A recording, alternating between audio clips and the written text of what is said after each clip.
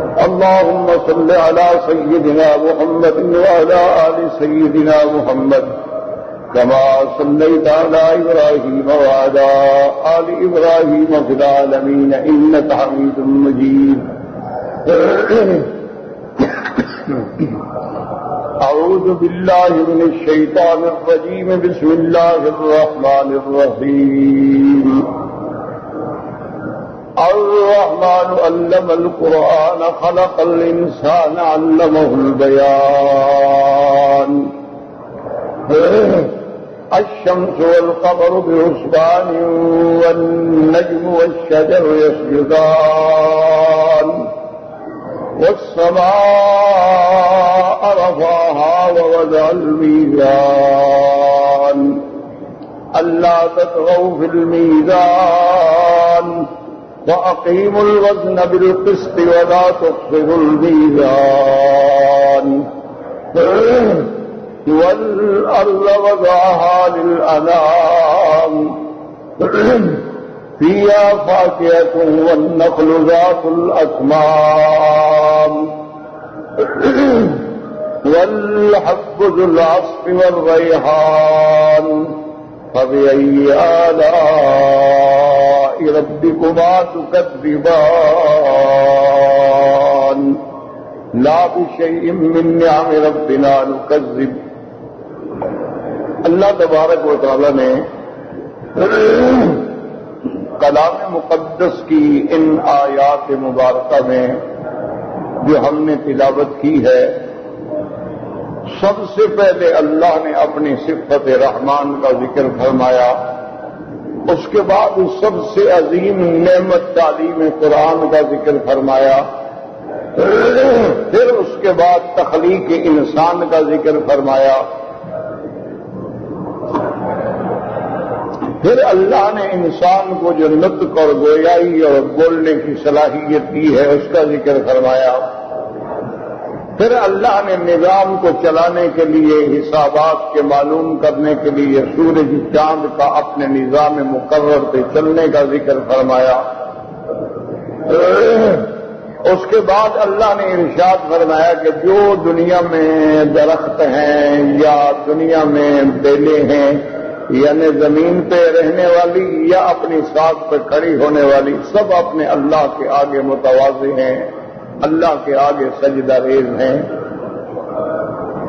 اب اس کے بعد ہمارا سبق جو ہے وہ اس آیت پہ تھا کہ اللہ نے فرمایا وَالسَّمَاءَ رَفَعَهَا وَوَضَعَ الْمِيزَانَ، کہ اللہ نے آسمانوں کو بلند فرمایا، کیونکہ جنس آسمان مراد ہے. آسمان تو سات ہیں، سبع سماوات طباقا، لیکن یہاں لفظ ہے والسماء، تو صرف ایک آسمان تو نہیں ہے، مراد ہے جنس آسمان جو ہے اللہ نے ان کو اونچا کیا. وَوَضَعَ الْمِيزَانَ، وضع کا معنی حضرت ابن عباس رضی اللہ تعالی عنہما فرماتے ہیں اثبتها، یعنی میزان کو زمین پہ رکھا، قائم فرمایا. اور اس کے بعد اللہ نے فرمایا کہ وضع المیزان کے بعد کہ اللہ تطغوا فی المیزان، تاکہ تم زیادتی نہ کرو تول میں. وَأَقِيمُوا الْوَزْنَ بِالْقِسْطِ، اور بالکل ٹھیک وزن کرو عدل سے. وَلَا تُخْسِرُوا الْمِيزَانَ، اور میزان کو کم نہ تولو. اب یاد رکھیں کہ یہاں ایک ہی لفظ ایک آیت میں کم سے کم 3 دفعہ آ گیا ہے. وَالسَّمَاءَ رَفَعَهَا وَوَضَعَ الْمِيزَانَ، میزان کا لفظ آ گیا. اللہ تطغوا فی المیزان، کہ تم زیادتی نہ کرو تول میں، تو یہ کافی تھا بس. لیکن اس کے بعد پھر اللہ فرماتے ہیں وَأَقِيمُوا الْوَزْنَ بِالْقِسْطِ، اور ٹھیک وزن کرو عدل سے. پھر فرماتی ہیں وَلَا تُخْسِرُوا الْمِيزَانَ. تو یاد رکھیں کہ یہ یہ اسلوب قرآن ہے کہ کسی چیز کو اگر اللہ بار بار ذکر فرماتے ہیں نا تو اس میں حکمتیں ہوتی ہیں، اس میں اللہ تبارک و تعالیٰ کے کلام کے اندر اسرار و رموز ہوتے ہیں، ورنہ تو ایک دفعہ بات کہنا کافی ہے، کہنے والا خدا ہے۔ لیکن اگر اللہ تبارک و تعالیٰ کسی چیز کو 2 دفعہ ذکر کرے یا 3 دفعہ ذکر کرے تو معنی یہ ہے کہ وہ بہت اہمیت والی بات ہے۔ جیسے اللہ فرماتے ہیں القاریۃ ما القاریۃ، وہ کھٹکھٹانے والی۔ آپ کو کیا پتا وہ کھٹکھٹانے والی کیا ہے؟ وما ادراک ما القاریۃ، اور آپ کو کیا علم کہ وہ کھٹکھٹانے۔ اب القاریۃ 3 دفعہ، کیوں؟ قیامت کی بات ہے اور قیامت سب سے بڑی اہم چیز ہے، تو اس لیے اللہ تبارک و تعالیٰ نے ایک ہی لفظ کو ایک صورت میں 3 دفعہ ذکر فرمایا۔ جیسے فرماتی ہے الحاقۃ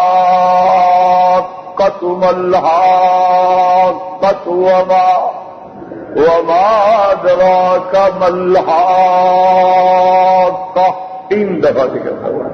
کیوں کہ معاملہ اتنا اہم ہے نا، باسبات المعاد کا، قیامت کا، مرنے کے بعد اٹھنے کا، پھر حساب کتاب، میزان، پل صراط، جنت جہنم، تو یہ کوئی عام بات تو ہے نہیں، اور ایسی بات ہے جو صرف عقل میں نہیں آ سکتی جب تک اللہ کی رحمت نہ ہو، اللہ پر ایمان نہ ہو تو آدمی عقل سے تو سمجھ ہی نہیں سکتا۔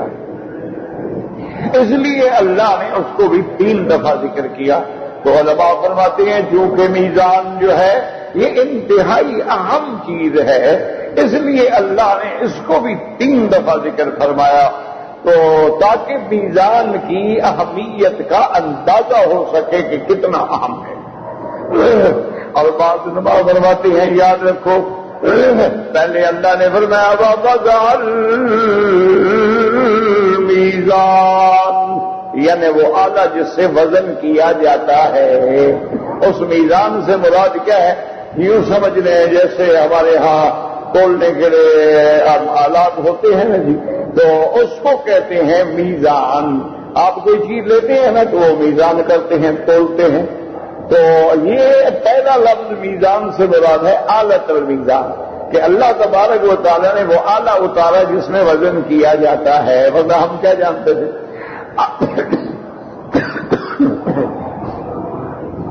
تو اب لفظ میزان کا معنی ہوا آلۃ المیزان۔ اب آگے فرماتے اللہ تطغوا فی المیزان، اس سے مراد ہے کہ زیادتی نہ کرو۔ تطغوا فی المیزان کا معنی ہے کہ زیادتی نہ کرو، کہ کسی سے کوئی چیز لینی ہے تو زیادہ لے رہے ہو، تم نے لینا ہے 100 گرام لے رہے ہو تم، 100 کے بجائے 101 گرام یا 102 گرام۔ اور زیادتی کے پھر مختلف انداز ہوتے ہیں، بعض تو وزن کرنے میں ہاتھ سے ڈنڈی مار دیتے ہیں، اور بعض لوگوں نے وہ جو وزن کرنے کے پیمانے ہیں ان میں گڑبڑ کر دیتے ہیں، اور بعض وہ چیزیں جو ہیں ان کو بڑھا گھٹا دے۔ تو اللہ نے فرمایا کہ ہرگز زیادتی نہ کرو، تو اس میزان کا تعلق ہے زیادتی نہ کرنے سے۔ اور پھر اللہ فرماتے ہیں وَأَقِیمُوا الْوَزْنَ بِالْقِسْطِ، اس لیے حضرت ابن عباس فرماتے ہیں وَأَقِیمُوا الْوَزْنَ بِالْقِسْطِ، میزان کو ہاتھ سے قائم کرو لیکن عدل دل سے کرو۔ وہ کہتے ہیں قسط کا تعلق جو ہے وہ دل سے ہے، اور اقامت وزن کا تعلق جو ہے وہ ہاتھ سے ہے، کہ جب تم ہاتھ سے تول کے دے رہے ہو تو دل میں بھی انصاف ہو کہ میں جو کچھ کر رہا ہوں وہ ٹھیک ٹھیک انصاف کر رہا ہوں۔ اب پھر جو لفظ میزان 30 دفعہ آیا، فرمایا وَلَا تُخْسِرُوا الْمِيزَانَ، اور میزان میں تول میں کمی نہ کرو۔ تو اب ہر لفظ الگ ہے، پہلے میزان سے مراد آلۃ المیزان ہے، اور اس کے بعد مراد ہے میزان میں زیادتی نہ کرو، اس سے مراد ہے میزان میں کمی نہ کرو، کہ جب لینا ہو تو زیادتی کرتے ہو، دینا ہو تو کمی کرتے ہو، دینا ہو آدمی کو 100 گرام تو 99 گرام دے دیتے ہو، تو یہ کمی ہے۔ تو اب ہر لفظ اپنی اپنی جگہ پر ہے تو کوئی تکرار ہے ہی نہیں، کیونکہ پہلے میزان سے مراد جو ہے وہ آلۃ المیزان۔ اور اللہ تطغوا جو ہے یہ طغیان سے، طغیان کا معنی ہے زیادتی، کیونکہ طغیان معنی ہمیشہ یاد رکھو زیادتی کا. اب کہتے ہیں نا جی دریاؤں میں طغیانی آئی ہے، جب پانی حد سے بڑھ جاتا ہے تو اب کہتے ہیں جی دریاؤں میں طغیانی آ گئی ہے. اسی طرح اللہ نے فرمایا موسیٰ علیہ السلام کو اذهب الى فرعون انه طغى، کہ فرعون کے بعد جاؤ وہ سرکش ہو گیا ہے، وہ حد سے نکل گیا ہے. طغا کا معنی ہوتا ہے زیادتی کرنا، حد سے نکل جانا، کہ وہ انسان ہونے کے باوجود اپنے آپ کو رب کہلاتا ہے کہ انا ربکم الاعلی. تو طغا کا معنی ہے طغیان کا معنی ہے زیادتی کرنا. اسی طرح قرآن میں آتا ہے انا لما طغى الماء حملناکم فی الجاریہ، کہ نوح علیہ السلام کے زمانے میں جب پانی طغیان طغى الماء پانی حد سے بڑھ گیا تو ہم نے تمہیں کشتی میں سوار کر کے پناہ دی. تو لفظ طغا جو ہے وہ زیادتی پہ دلالت کرتا ہے، اور خسارہ جو ہے وہ کمی پہ دلالت کرتا ہے کہ میزان میں زیادتی بھی نہ کرو کمی بھی نہ کرو. اب یاد رکھیں زیادتی کا معنی ہوتا ہے یعنی جب کسی کو دینا ہو تو زیادتی نہ کرو کہ زیادہ لے لو، اور کمی نہ کرو، دینا ہو کمی کرتے ہو، لینا ہو زیادہ لیتے ہو. تو اب ہر لفظ اپنے اپنے مقام پہ آ گیا تو اس میں کوئی تکرار جو ہے وہ باقی نہیں رہتا. اسی طرح یاد رکھیں ایک قول یہ بھی ہے وَأَقِيمُوا الْوَزْنَ بِالْقِسْطِ، کہتے ہیں قسط جو ہے وہ رومی زبان کے اندر زبان کو کہتے ہیں. ترازو جو ہے نا یاد اس کی زبان ہوتی ہے، دیکھتے کیسے کہ درمیان میں برابر ہوگی تو برابر ہوگا، تو اس کو زبان کہتے ہیں. ہر ترازو کی ایک زبان ہوتی ہے. دیکھنا جب ترازو تولتے ہو تو اس کے درمیان میں جو چیز اشارہ کرے وہ گویا اس کی زبان ہے.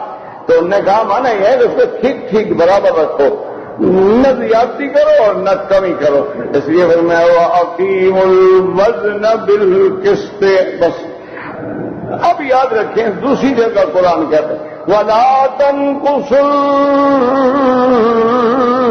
الْمِكْيَالَ وَالْمِيزَانَ. دیکھیں یہاں لفظ جو ہے میزان ہے، وہاں دو لفظ آ گئے وَلَا تَنقُصُوا الْمِكْيَالَ. مکیال مانا کیل، میزان مانا وزن. کیا مانا کہ بعض چیزیں ایسی ہوتی ہیں جو ابھی بھر بھر کے دیتا ہے، اس کو کہتے ہیں کیل. بھئی اب دیکھیں 1 سیر ہو گیا، 2 سیر ہو گئے، 4 سیر ہو گئے. وہ لکڑی کے پیمانے بنے ہوتے ہیں تو بھر بھر کے ڈالتے جاتے ہیں، اس کو کہتے ہیں کیل. اور وزن کا معنی ہوتا ہے تول کے دینا. تو میزان اور مکیال میں یہ فرق ہے یاد. وہاں اللہ نے دونوں لفظ ذکر کرے وَلَا تَنقُصُوا الْمِكْيَالَ وَالْمِيزَانَ. اور اصل لفظ جو ہے اس پہ غور کریں، فرمایا وَالْوَزْنُ وَأَقِيمُوا الْوَزْنَ بِالْقِسْطِ. اور اسی طرح اللہ تبارک و تعالی نے فرمایا کہ قیامت میں ہم بھی تولیں گے. فَمَنْ ثَقُلَتْ مَوَازِينُهُ فَأُولَئِكَ هُمُ الْمُفْلِحُونَ. تو قیامت میں بھی باقاعدہ میزان رکھا جائے گا اور اس میں ہمارے نامہ اعمال تولے جائیں گے. تو قیامت میں بھی عدل ہوگا اور اللہ فرما دیں گے لا ظلم اليوم. آج کسی پہ کوئی ظلم نہیں ہوگا، ٹھیک ٹھیک انصاف ہوگا اور ٹھیک ٹھیک تولے ہوں گی. تو میزان ایک ایسی چیز ہے کہ اس کا عدل پہ رہنا جو ہے وہ انتہائی ضروری ہے. اب اسی طرح سمجھیں کہ یہ معنی نہیں ہے کہ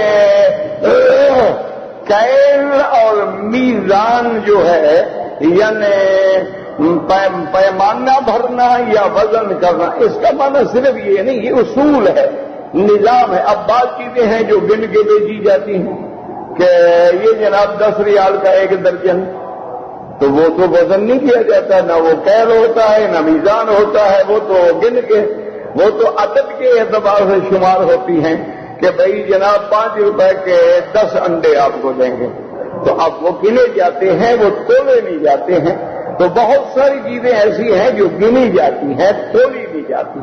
اچھا، بہت ساری چیزیں ایسی ہوتی ہیں جن کی پیمائش کی جاتی ہے. اب آپ کپڑا خریدیں گے، نہ وہ کیل ہوگا نہ وہ وزن ہوگا، بلکہ اس کی پیمائش کریں گے کہ جی یہ 1 میٹر کا ہے، یہ 2 میٹر ہے، یہ 3 میٹر ہے، یہ 10 میٹر ہے، یہ 30 میٹر ہے. تو وہاں جو ہے وہ پیمائش ہوگی. معنی یہ ہے کہ ہر چیز میں عدل ہو. اصول یہ نہیں کہ صرف تولنے میں عدل ہو، یہ نہیں ہے کہ صرف کیل میں وزن ہو، نہیں، ہر قسم کے معاملے میں عدل ہو، انصاف ہو، بالکل پلڑا جو ہے بھاری ہو، درمیان میں ہو. اچھا، اسی طرح گواہی دینی ہے، اس میں بھی عدل ہو کہ جو حق بات ہے وہ آپ نے کہنی ہے، نہ ادھر جانا ہے اور نہ ادھر جانا ہے، نہ برادری کی رعایت کرنی ہے نہ کوئی قوم کی رعایت کرنی ہے، بالکل اس میں بھی عدل کرنا. اچھا، اسی طرح بے شرا ہے، آپ کوئی چیز بیچ رہے ہیں، اس میں بھی عدل ہے. کیا مانا؟ اگر تمہاری چیز کے اندر کوئی عیب ہے تو بتا دو کہ بھائی میری یہ چیز جو ہے نا اس میں یہ دیکھ لو بھائی، اس جگہ شیشہ ٹوٹا ہوا ہے، تم دیکھ لو. تو اگر یہ نہیں بتلاؤ گے اور تم نے اور چمک دمک کر کے ڈبیا میں ڈال کے اور جناب دیکھیں جی اٹالین اینک ہے اور ایسا ہے ایسا ہے، تو یہ بھی حرام ہے کہ آپ نے اس کو دھوکہ دیا. اسی لیے بے بالغرض جو ہے دھوکے کی بے وہ حرام. اسی طرح آپ نے باغ کھڑے کھڑے بیچ دیا، ابھی اس میں پھل ہی نہیں آیا، تو کیا پتا اس سال پھلے گا بھی کہ نہیں پھلے گا، آپ نے بیچ دیا ہے. تو یہ بھی بے حرام ہے کہ جب تک یبدو ثمارہ، اس کا پھل جب تک ظاہر نہ ہو اس کا بے کرنا جو ہے وہ حرام ہے. اسی طرح آپ نے گائے بیچی ہے، آپ نے بکری بیچی ہے، اس نے پوچھا کہ بھائی یہ کتنا دودھ دیتی ہے؟ جناب کا بار ہے 10 سیر دودھ ایک وقت دیتی ہے، 10 سیر شام کو دیتی ہے، 20 کلو دودھ دیتی ہے. آپ تجربہ کر لیں. اچھا، وہ کیا کہتے ہیں یہاں پہ ایک انجیکشن لگا کے گائے کھڑی کر دیتے ہیں، وہ 10 سیر دودھ نکل آئے گا، 2 دن گھر میں لے جائے گا، 2 سیر بھی نہیں دیتی. تو یہ بے بھی حرام ہے. یاد رکھیں، یہ بے جو ہے یہ بھی حرام ہے کہ آدمی دکھانے کے لیے اس کو کچھ کہہ دے اور بتا دیا کہ جی 10 کلو دے اور 2 کلو بھی نہیں دیتی ہے. تو یہ سب چیزیں جو ہیں شریعت میں حرام ہیں. اچھا، اسی طرح زمانہ جاہلیت میں یہ ہوتا تھا نبض کے، اور نے کہا جی یہ 5 ریال 5 ریال 5 ریال، انہوں نے کہا اچھا جی ٹھیک ہے پھینک دیا، انہوں نے لے لیا. گھر جا کے دیکھو تو سارا درمیان میں پھٹا ہوا ہے. تو یہ بے بھی حرام ہے کہ جو چیز دینی ہے اس کو کھولو، دکھاؤ، بتلاؤ کہ بھائی اس میں کیا چیز ہے.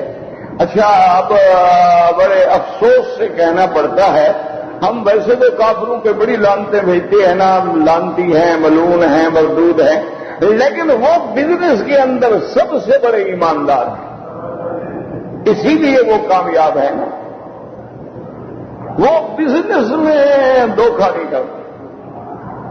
ابھی آپ کسی دکان پہ چلے جائیں، تجربہ کر لیں، کوئی تھان لے لیں آپ کسی کپڑے کا، لیکن وہ باہر کا ہو، جاپان کا ہو، سوئٹزرلینڈ کا ہو، باہر کا ہو، اگر اس کے 30 میٹر کا تھان ہے، اس کے 20ویں میٹر پہ کوئی نقص ہے، کوئی دھاگا اس کا نکل گیا ہے، وہ اسی پر اشارہ لگا دیتے ہیں کہ اس میں فلاں جگہ یہ نقص ہے، یعنی کافر ہے، وہ بتلاتا ہے.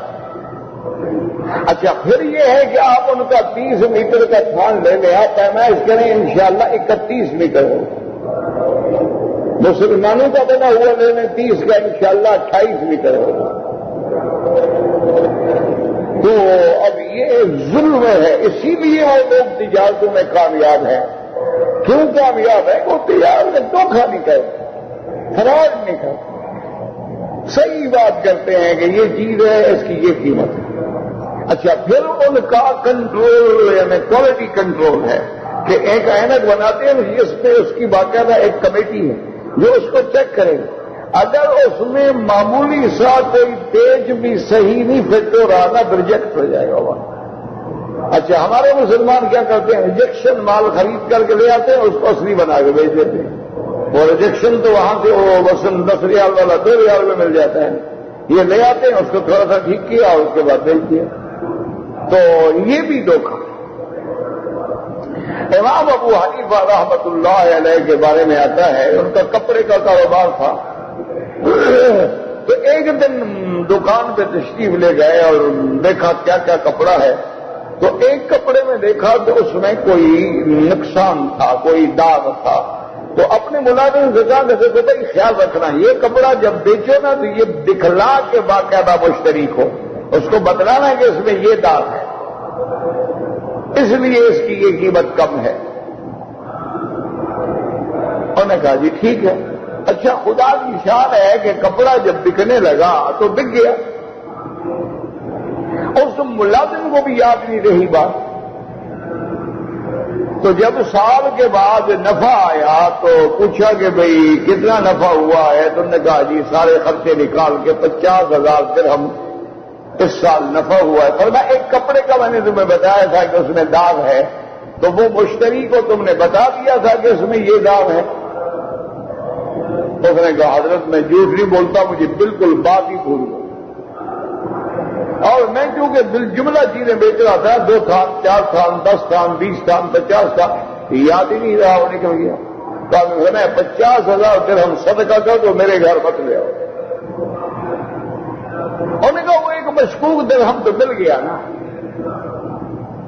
اب حالانکہ حضرت یہ بھی کر سکتے تھے کہ اس تھان کی کتنا قیمت ہے اتنا صدقہ کر دو, لیکن یہ مقام تقویٰ کا بلند ترین مقام ہوتا ہے کہ نہیں بس اب سارا ہی لے جاؤ, سارا ہی خیرات ہے.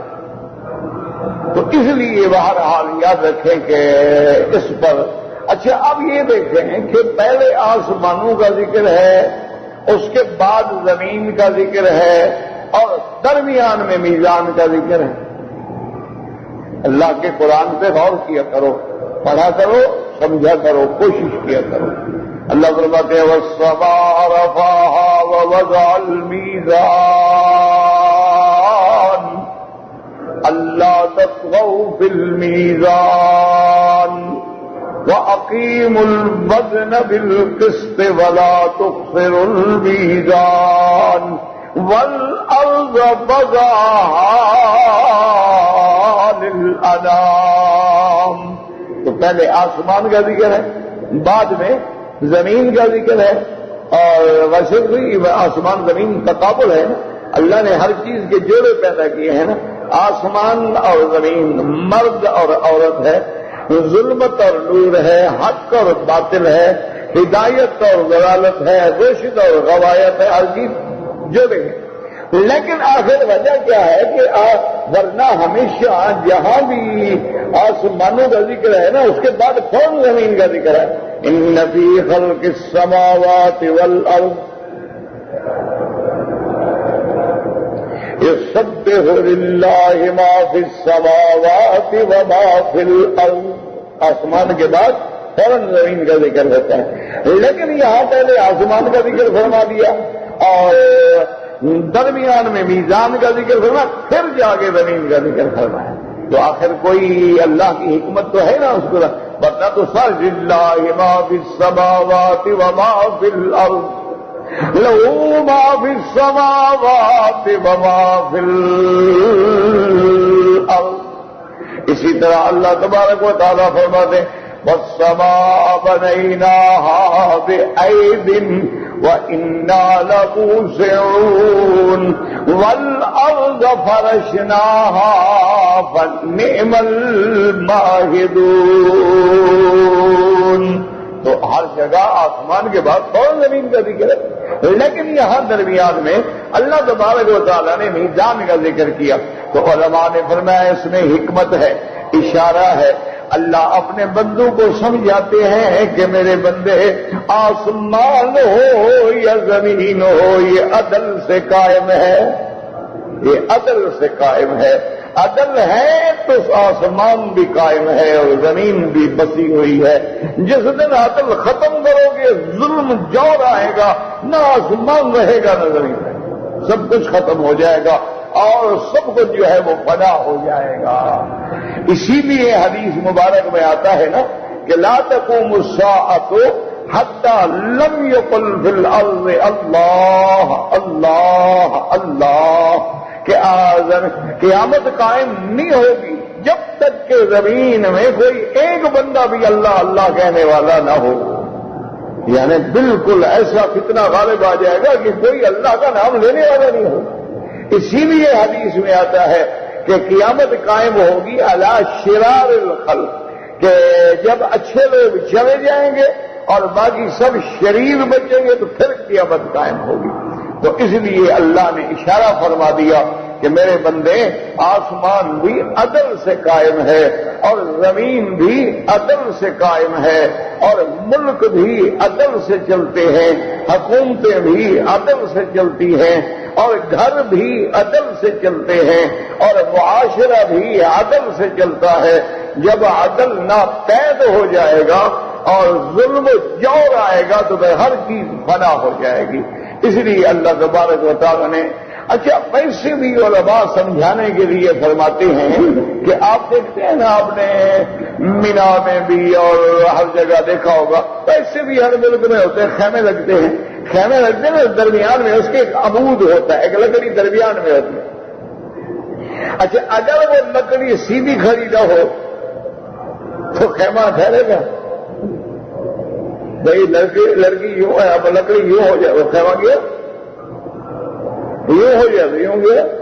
تو خیمہ تب کھڑا ہوگا جب وہ عمود عین عدل پہ ہوگا. تو اگر ایک خیمہ عدل کے بغیر قائم نہیں رہ سکتا ہے تو ملک اور دنیا اور اقتدار کیسے عدل کے بغیر قائم رہ سکتا ہے؟ تو یہ چیزیں جو ہیں بہت باقی دیکھیں نا جی، آپ لوگ کہتے ہیں دیکھو جی فلاں اتنے بڑے ظالم ہیں دیکھو اتنے عرصے سے. بھائی ایسے تو پھر فرعون بھی سینکڑوں سال رہا ہے، اس نے بھی سینکڑوں سال بیٹھا رہا، اس کو کچھ ہوا ہی نہیں. یعنی مورخین تو اتنا لکھتے ہیں کتب سابقہ میں کہ اس بدبخت کو یعنی سر میں بھی کبھی درد نہیں ہوا، بیماری کوئی نہیں آئی. کیوں؟ بیماریاں بھی تو اللہ اپنے لوگوں کو دیتے ہیں نا، اس کے گناہوں کا کفارہ ہو جائے. جو جتنا گناہ گار ہوگا ٹھیک ٹھاک ہوگا، کچھ بھی نہیں ہوگا.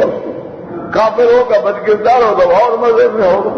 کیوں؟ اس کو اللہ نے پاک تھوڑا کر رہا ہے، اس کے لیے تو آگے انتظام کر دیا ہے جہنم کو یانے دو کھائے پیے کیا کر لیں. جب آپ بھی بکرا ذبح کرتے ہیں کھلاتے پلاتے ہیں کہ اچھی طرح کھا پی لیں جب موٹا ہو جائے تو پھر ذبح کریں گے. تو اللہ بھی فرماتے ہیں ان کو مہلت دے رکھی ہے، ان کو ہم نے چھوڑ تو نہیں دیا ہے، مہلت دی ہے کہ ذرا اچھا ہے ذرا چھوڑ دو گیا ان کو. تو بھیا نے ہم یا مہون یہ اپنی سرکشی میں اندھے ہو جائے اندھے ہو جائے پھر ہم کو پکڑیں گے پکڑ لیں. تو اس لیے ہمیشہ یاد رکھیں کہ ہر چیز جو ہے وہ عدل سے قائم ہوتی ہے. اگر عدل نہیں ہوگا تو کوئی نظام قائم نہیں ہو سکتا. اس لیے اللہ فرماتے ہیں وَالْأَرْضَ وَضَعَهَا لِلْأَنَامِ، اور زمین کو ہم نے رکھا بچھایا للانام، خلق کے لیے، مخلوق کے لیے.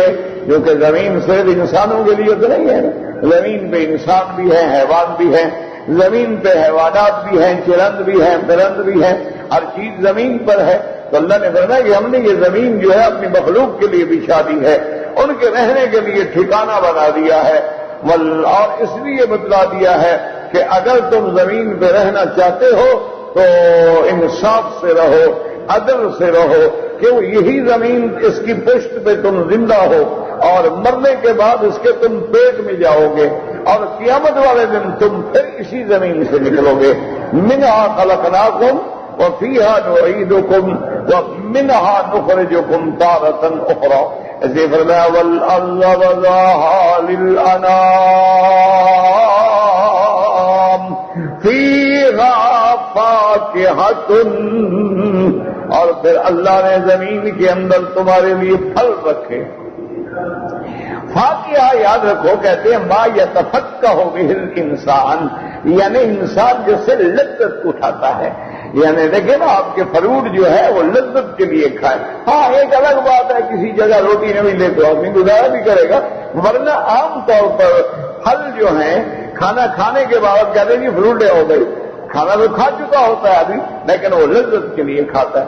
اب کوئی مالٹا لے رہا ہے، کوئی امرود لے رہا ہے، کوئی سیب لے رہا ہے، کوئی کیلا، اپنی اپنی طبیعت کے تو اللہ نے فرمایا فیہا فاکہۃ، اس زمین میں ہم نے تمہارے لیے پھل رکھے ہیں، فاکہۃ، یاد رکھیں یہ تنوین ہے، نکرہ ہے، فیہا فاکہۃ، اس نکرے کے اندر اشارہ ہے کہ بہت قسموں کے پھل رکھے ہیں۔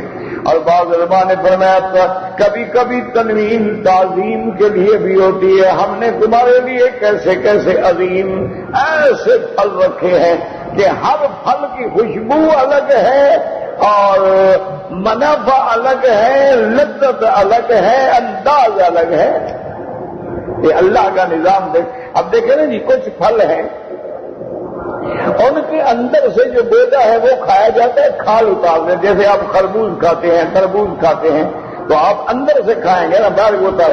اچھا، بعض چیزیں ایسی کھاد کھائے جاتے ہیں، اب جیسے سیب ہے اس کو کھرڑی کے سیب، اس کی جو حتیٰ کے ڈاکٹر تو کہتے ہیں کہ اگر وہ کھرڑی اوپر سے اتار دو تو کہتے ہیں اب تو اس کا کھانا نہ کھانا فائدہ ہی کوئی نہیں ہے، کیونکہ آئرن تو آپ نے نکال لیا، باقی اس میں بچہ کیا ہے؟ کہتے ہیں آئرن تو اسی کے چھلکے میں ہوتا ہے، چھلکا تم نے اتار دیا، اب اس کے کھانے کا کوئی فائدہ نہیں۔ لیکن کیلے کو تم چھلکے کے ساتھ نہیں کھا سکتے، سیب کو تم چھلکے کے ساتھ کھا سکتے ہو، امرود کو تم چھلکے کے ساتھ کھا سکتے ہو، اب بادام کو تم چھلکے کے ساتھ نہیں کھا سکتے، توڑوں کے اندر سے کڑی نکلے گی۔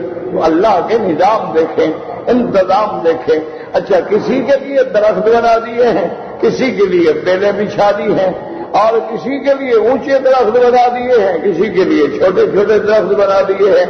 اللہ فرماتے ہیں دیکھو زمین میں نے تیرے لیے کیا رکھا ہے، فیہا فاکہۃ والنخل ذات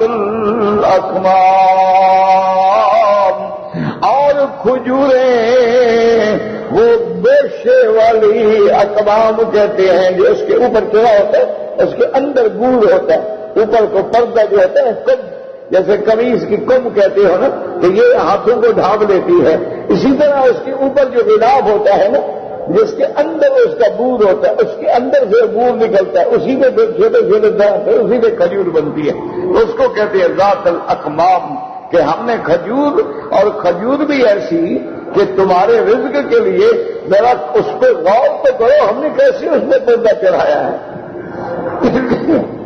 اس کو غلاف بھی کہتے ہیں کہ ہم نے اپنے بندے کے لیے اس کا انتظام دیکھو کیسے کیا ہے، کیسے اللہ نے اس کو محفوظ رکھا ہے، پھر اس کا بور نکلتا ہے، پھر اس کو گندم کھجور لگتی ہے۔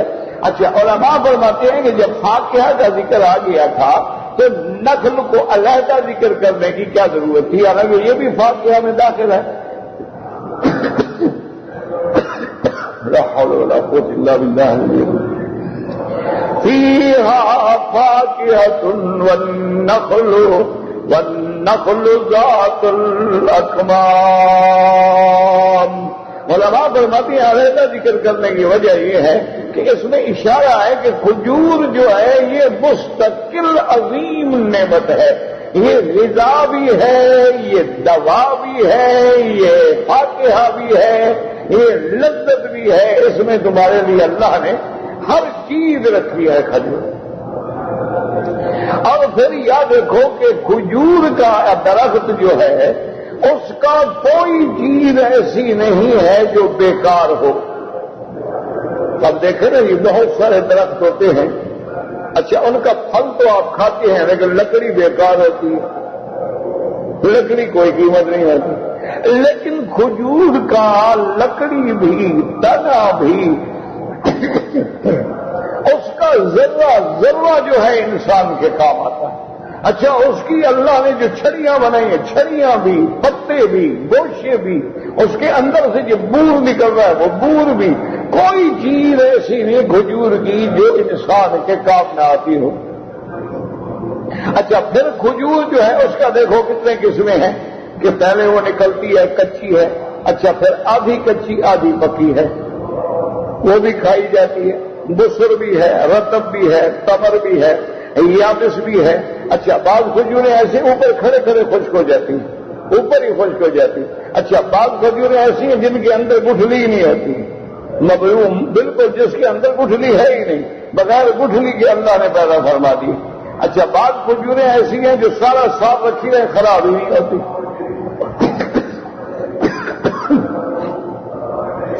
بعض کھجوریں ایسی ہیں کہ جن کو جب پھل اترتا فریز کر دے سارا سال تازہ، جب نکالو گے کہیں گے آج اتری ہے۔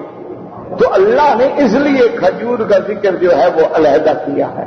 اسی لیے ایک حدیث مبارک میں بھی آیا ہے کہ حضور پاک نے مومن کو بھی کھجور کے درخت سے تشبیہ دی ہے، کیوں؟ جیسے کھجور کے درخت کی ہر چیز کام آتی ہے، مومن بھی تو ہر وقت کام آتا ہے نا، کسی کو نماز پڑھا رہا ہے، کسی کو تبلیغ کر رہا ہے، کسی کو سبق پڑھا رہا ہے، کسی کو ذکر بتا رہا ہے، کسی کو اچھی باتیں، تو مومن بھی ہر حال میں سردی ہے، گرمی ہے، دن ہے، رات ہے، اسی طرح کھجور، جس گھر میں کھجور ہے گویا اللہ کی ہر نعمت موجود ہے، کیونکہ کھجور جو ہے اب تو جدید تحقیق یہ ہے کہ اس کے اندر اتنے وٹامن اللہ نے رکھے ہیں کہ صرف کھجور کھا کے بھی آپ سال ہر سال تک زندہ رہ سکتے ہیں، یعنی آپ کو کوئی چیز نہ ملے، صرف کھجور کھا لی پانی پی لیا زندہ رہ سکتے۔ اچھا، اور اسی طرح علماء نے فرمایا کہ انسان اور کھجور کی جو تشبیہ ہے اس کی ایک وجہ بھی ہے کہ جتنی دنیا کی درخت ہیں وہ سب نیچے زمین سے پانی لیتے ہیں، یعنی آپ نے آم لگایا ہے، شیشم لگایا ہے، کیکر لگایا ہے، کچھ لگایا ہے، وہ سب زمین کے نیچے سے پانی اس کی رگوں میں آتا ہے۔ ایک کھجور ہے جو اوپر سے پانی لیتی ہے، نیچے سے پانی نہیں لیتی، یہ زمین سے پانی نہیں لیتی ہے، اوپر بارش جب ہوتی ہے بس اوپر کا، جیسے بندہ اوپر سے پانی پیتا ہے اور نیچے سے پانی نہیں پیتا ہے، تو اس کی ایک تشبیہ یہ بھی ہے۔ اور بعض علماء نے فرمایا کہ اس کی تشبیہ یہ بھی ہے کہ جیسے مثلا ایک بندے کا خدا نہ کرے ہاتھ کاٹ دو تو وہ زندہ رہ سکتا ہے، ٹانگ کاٹ دو زندہ رہ سکتا ہے، لیکن گردن کاٹ دو پھر تو زندہ نہیں رہ سکتا۔ اچھا، کھجور کے بھی آپ سائڈ کاٹ دیں، یہ کاٹ دیں، گوشہ کاٹ دیں، چھڑیاں کاٹ دیں، کھجور زندہ، گردن کاٹ دو کھجور کی تو کھجور پھر زندہ نہیں رہتی۔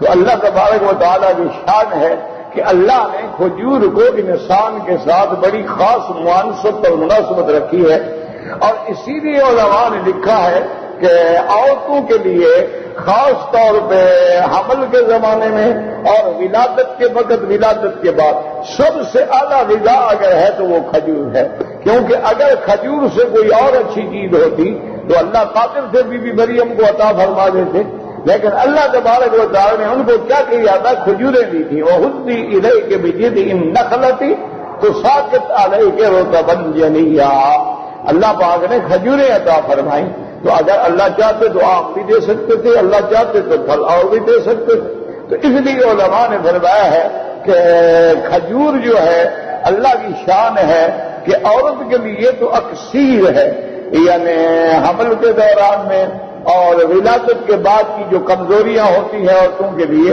اس کے لیے سب سے بڑی نعمت جو ہے وہ کھجور ہے۔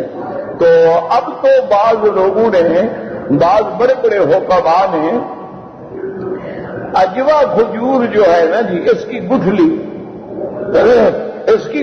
کو لے کے وہ گرائنڈ کرتے ہیں، سائے میں خشک کرتے ہیں، جب خشک ہو جاتی ہے تو اس کو پھر وہ گرائنڈ کر کے بالکل آٹا بنا دیتے ہیں، اور اسی کا پھر وہ معجون بنا دیتے ہیں، شاد بھی ملا دیتے ہیں، حبۃ السودا بھی ملا دیتے ہیں، اس کو بھی ملا دیتے ہیں۔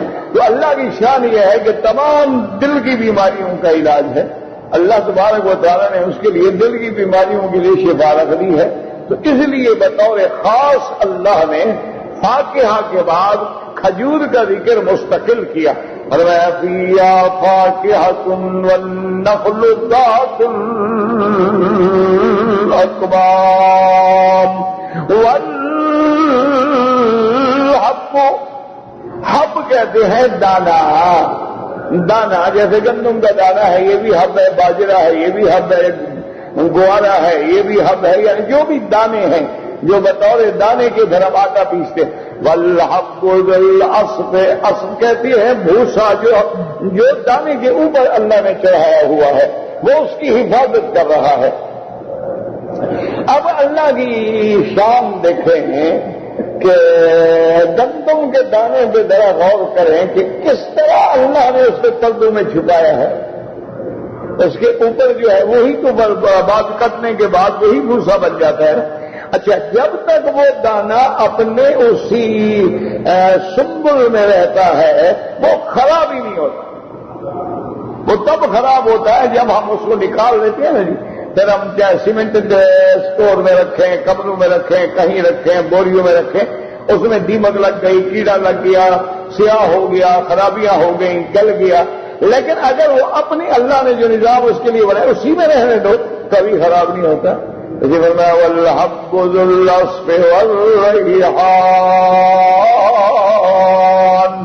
یاد رکھو ریحان کا معنی علماء مفسرین فرمایا نبت معروف. انہوں نے فرمایا کہ یہ تمہارے ہاں جو ہم کہتے ہیں جس کو ببری کہتے ہیں ہم, خوشبو ہوتی ہے نا اس کے پتوں میں, وہ ریحان ہے. اور بعض علماء فرماتے ہیں ریحان کا معنی جو ہے رزق ہے. ریحان کا معنی جو ہے رزق ہے کہ اللہ نے یہ سب اپنے بندوں کے لیے رزق بنایا ہے. لیکن زیادہ استعمال ریحان کا جو ہے اسی بوٹی پہ ہوتا ہے, وہ جو خوشبو کے لیے بڑی بڑی زبردست اس میں ہے. اسی لیے حدیث میں آتا ہے نا ان الحسن والحسین ریحان آیا. حضور نے فرمایا حسن حسین میرے لیے ریحان ہیں. تو آپ لے لیتے یزنہما ویشمہما. حضور اپنے حسن حسین کو سینے سے لگاتے پھر ان کو سونتے, ہم سے ان کو خوشبو آتی تھی اپنی اولاد سے. تو اس لیے انہوں نے فرمایا کہ ریحان سے مراد جو ہے وہ نبض معروف ہے. اس لیے فرماتے ہیں والحب ذو العصف والریحان فبأي آلاء ربكما تكذبان لا بشيء من نعم ربنا نكذب. اللہ نے نعمتوں کے بعد فرمایا کہ اے انسان اور جن میری کس کس نعمت کو جھٹلاؤ گے. یاد رکھو یہ لفظ جو ہے ایک سورت میں 31 بار آیا ہے. ایسا کوئی لفظ نہیں ہے جو پورے قرآن میں 31 بار ایک سورت میں آ جائے. ورنہ بعض لفظ آئے ہیں وَيْلٌ يَوْمَئِذٍ لِّلْمُكَذِّبِينَ متعدد بار آیا ہے لیکن 31 بار تو نہیں آیا. لیکن فَبِأَيِّ آلَاءِ رَبِّكُمَا تُكَذِّبَانِ 31 بار. علماء نے فرمایا کہ یہ تکرار نہیں ہے, یہ یوں سمجھ لو کہ اللہ نے ہر نعمت کے بعد کہا. جیسے آدمی کہتا ہے یار میں نے تمہیں گھر نہیں دیا تھا, اور یاد رکھو میں نے تمہیں وہ جانور لے کے نہیں دیے, میں نے تمہیں کاروبار کے لیے پیسہ نہیں دیا, کیا جھٹلاتے ہو, میں نے تمہیں کپڑے نہیں دیے, میں نے تمہیں فلاں مقدمے سے نہیں چھڑایا, کیا جھٹلاتے. تو ایک ایک نعمت کے بعد یہ کون سی نعمت کو جھٹلاتے ہیں. جب نعمتیں متعدد ہیں تو گویا ہر نعمت کے بعد اللہ جن و انس کو کہتے ہیں کہ میری کون سی نعمتوں کو جھٹلاؤ گے, میری کون سی نعمتوں کی تکلیف کرو گے. اچھا بعض علماء فرماتے ہیں اس میں حکمت ہے 31 بار کی کہ پہلے اللہ نے عجائبات بیان کیے. عجائبات بیان کرنے کے بعد 8 مقام پہ آیا ہے فبأي آلاء ربكما تكذبان. یاد رکھو عجائب خلق اللہ نے کیسی کیسی عجائب پیدا کیے. ان کے بعد 8 دفعہ آیا ہے کیا فبأي آلاء ربك. اچھا پھر اللہ نے جہنم اور سزاؤں کا ذکر کیا. اس کے بعد 7 دفعہ آیا ہے فبأي آلاء ربكما تكذبان, کیونکہ جہنم کے دروازے 7 ہیں اس لیے پھر 7 دفعہ آیا ہے. اچھا پھر اللہ تبارک و تعالیٰ نے کیونکہ جنت کے دروازے 8 ہیں تو جنت کے بعد جو ہے پھر 8 دفعہ آیا ہے. اچھا پھر اللہ نے آگے 2 جنتوں کا ذکر کیا ہے تو 2 جنتوں کے بعد بھی 8 دفعہ آیا ہے, تو اس لیے 31 دفعہ آیا ہے. تو ہر چیز میں حکمت ہے کہ 8 دفعہ عجائب خلق کے بعد آیا ہے, 7 دفعہ جہنم کے انواع عذاب کے بعد آیا ہے, اور 8 دفعہ عدد ثمانیۃ ابواب الجنہ کے نام پہ آیا ہے, اور پھر 8 دفعہ جنتین 2 جنتوں کی نعمتوں کے ذکر کے بعد آیا ہے. تو اس لیے اللہ تبارک و تعالی نے اس کو 31 بار ذکر کیا ہے. واللہ اعلم. لا حول ولا قوت الا باللہ لا حول ولا قوت الا باللہ. بھائی جن کو کتابیں نہیں ہیں اور وہ کتاب لینا چاہتے ہیں ذمہ داری سے تو ان کو نام لکھوا دیں تو پھر وہ کتابیں انشاءاللہ کسی اہل خیر کو کہہ کے آپ لوگوں کو منگوا دیں گے. جس بندے نے باقاعدہ تفسیر پڑھنی ہے اور باقاعدگی سے پھر وہ لائے گا وہ اپنا نام لکھا دے. جس کو نہیں ہے ضرورت نہ صحیح. میری بہن بیمار ہیں، اللہ ہر بیمار کو شفا عطا فرما. اللہم اشفنا واشف مرضانا ومرضى من اوصانا واستوصانا ومرضى المسلمین والمسلمات. سالے کی لڑکی سے شادی کر سکتے ہیں؟ کر سکتے ہیں، کیوں نہیں کر سکتے؟ کہتے ہیں جی کہ ایک کہتے ہیں کہ حدیث میں آتا ہے کہ اللہ نے فرمایا کہ اے محمد صلی اللہ علیہ وسلم اگر میں آپ کو پیدا نہ کرتا تو یہ دنیا بھی پیدا نہ کرتا، آپ کے صدقے میں دنیا پیدا کی ہے. میرا بھائی یہ مشہور ایک کتابوں میں روایت لکھتے ہیں لولاک لما خلقت الافلاک. آپ کو پیدا نہ کرتا تو میں یہ آسمان و زمین بھی پیدا نہ کرتا. اسی طرح لولاک لما خلقت الخلق. لیکن یہ دونوں روایتیں ضعیف نہیں، اس سے بھی نیچے ہیں جو قابل حجت نہیں. تو عقیدے کے اندر تو میرا بھائی قرآن ہوتا ہے، عقیدے کے اندر تو وہ حدیث ہوتی ہے جو حدیث صحیح ہو اور قطعی ثبوت ہو، متواتر ہو، مشہور ہو، جس میں ذرا کے برابر بھی شبہ نہ ہو سکے. ان روایات کو تو بعض لوگوں نے موضوع لکھا ہے کہ یہ تو گھڑی ہوئی حدیثیں. تو ایسی چیزوں سے استدلال کرنا جو ہے یہ تو عجیب سی منطق ہے اور عجیب سی بات ہے. اللہ تبارک و تعالی رحمت فرمائے. اچھا اگر بفرض محال یہ ہو بھی تو اس سے کون سا صدقہ وسیلہ ثابت ہو گیا؟ یہ تو اللہ فرما رہے ہیں. تمہیں تو نہیں کہا کہ حضور کے صدقے سے مانگو کیونکہ حضور کے صدقے سے دنیا بنی ہے. اگر بفرض محال علی سبیل التنزل بھی ہم مان لیں کہ بھئی حدیث ٹھیک ہے تو ٹھیک ہے. تو اللہ فرماتے ہیں ٹھیک ہے میں آپ کو پیدا نہ کرتا تو دنیا بھی پیدا نہ کرتا. ایک نظام ہے اللہ کا، آخری نبی آپ ہیں تو جب آخری نبی کو بھی پیدا نہ کرتے تو پہلے کیوں پیدا کرتے؟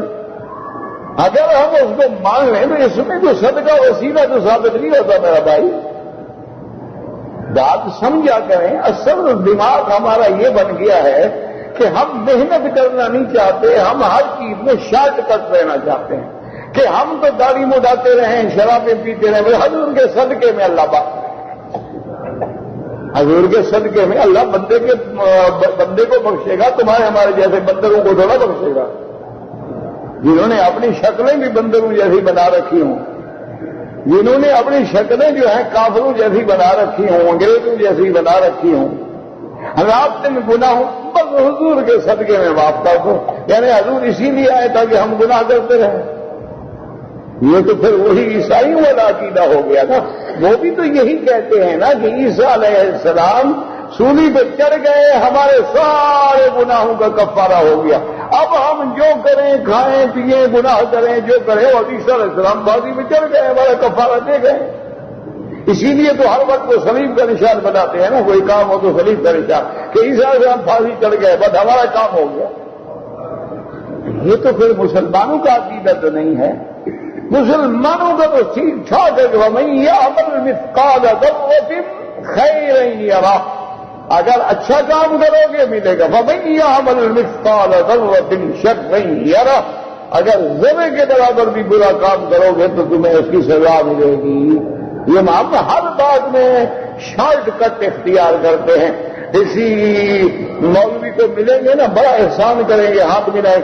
حضرت ہمیں دعاؤں میں یاد رکھنا. کیوں یاد رکھے گا تمہیں بھائی؟ کوئی وجہ بھی بتاؤ نا تمہیں کیوں یاد رکھے. بس تاکہ میں تو دعا بھی نہیں مانگوں گا نا، آپ دعاؤں میں یاد رکھنا بھائی. حضرت آپ نے دعا کرنی ہے. میں تو دعا نہیں مانگنا چاہتا اللہ سے، مجھے تو اور بڑے کام ہیں نا. اللہ حکم دیتا ہے تم مجھ سے مانگو یا کہتے ہیں لوگوں سے جا کے کہو ادعونی استجب لکم، مجھ کو پکارو. امن یجیب المضطر اذا دعا، جب آدمی مضطر ہوتا ہے اس کی پکار کون سننے والا؟ حضرت مالک ابن دینار اللہ کے ولی ہیں، بہت بڑے اولیاء میں گزرے ہیں. ایک بندہ ہے، اس نے کہا حضرت میں بڑی مصیبت میں ہوں، بڑا پریشان ہوں، میں اللہ کے بندے اللہ نے تیری دعا منظور کرنے کا وعدہ فرمایا ہے، میری دعا منظور کرنے کا وعدہ تو نہیں فرمایا. اللہ نے فرمایا کہ جب آدمی مضطر ہو تو میں اس کی دعا سنتا ہوں، جاؤ اپنے خدا سے مانگو. جب تم دل سے چیخ کے مانگو گے رحمت آ جائے گی. یہ چیزیں جو ہے نا ایسے عقیدے ان چیزوں سے نہیں ثابت ہوتے.